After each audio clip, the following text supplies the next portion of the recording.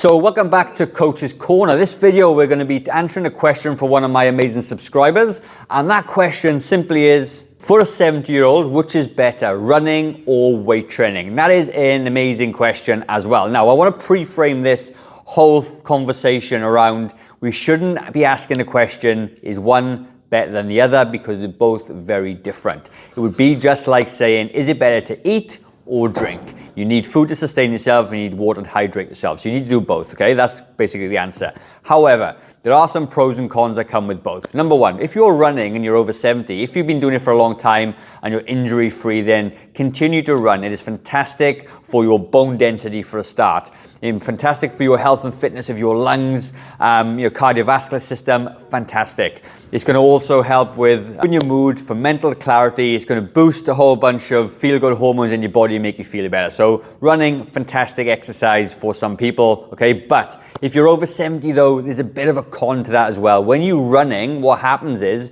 that there's a huge amount of stress going through the joints of the hips, the knees, the ankles. And oftentimes it can cause a lot of injuries that you probably don't want to be having or dealing with, all right? You could be more vulnerable of falling over. So if you do fall over when you're running and you're in that 70 age bracket, there's a very high chance that you could potentially break a leg or a hip or something, and they can be very life-changing as well. So running for me, I'm not a huge fan when you get into that sort of age category, but again, it's entirely up to you. I would much rather you go for a walk, tackle some hills, all those things, because it's going to give you a very similar benefit, increase your cardiovascular system, bone density, your glutes and your quads and the muscles, all that stuff, fantastic. Helps with weight loss and weight maintenance. So very much encourage walking and getting out there as well. So that would be my first thing. Then it would be, because running, it has a catabolic effect, and it just means that it breaks down the muscle tissue, because it's such high impact, very hard to recover from, and it breaks down your muscle tissue. And that is the last thing that you want to be doing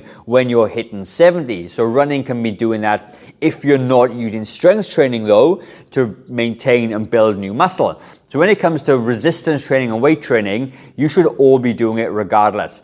Does have, again, some pros and cons. The pros are, you're building more muscle mass. It's going to increase your ability to do lifestyle related activities, walking, cleaning, getting off the toilet, going to the shower, being independent, because that's what we're looking for at that age. And ultimately, if you're stronger, your joints are going to be stronger, your ligaments are going to be stronger, your tendons are going to be stronger as well when you do resistance training. There are some downfalls though. If you're not sure what to do, if you got an injury you're trying to work on, you're not sure what to do, then you may need to speak to a professional to help you with it. But the good news is they're very easy to learn. You can learn the basics very, very simple, and you're going to be concentrating on squatting movements, lunging movements, pulling, pushing, all with load at a nice quality intensity of about 12 to 15 reps, hitting those sort of tough reps at the end. So if you did 11, 12, 13, they're going to be harder, and they need to be harder for you to stimulate muscle growth. It's also very difficult to grow lots of new muscle over 70, but what you might do, if you haven't been training for a long time, you will be replacing muscle that you've lost, not new muscle that's going to grow afterwards. That's really important to understand. And if you are looking for a full body workout, whether it be resistance bands or using dumbbells, there are links in the description that you can go to. You can download the free PDFs of these exercises, and I break it all down for you, give you a nice selection of exercises hitting your entire body, and you can go and do that as well. Also in the description, there is some walking guides for you as well. So go and visit those out, and you get the best of both worlds. But in short, I don't think we should be going, should we do one or the other? I think you should do both properly. And if I was to structure it across a week and you're going to go running, that's cool. I would say Monday be resistance training, Tuesday will be running, Wednesday resistance training, Thursday running, Friday resistance training, Saturday I would go for a walk, maybe Sunday take a day off to take some pressure off those joints, because you're not as young as you once were.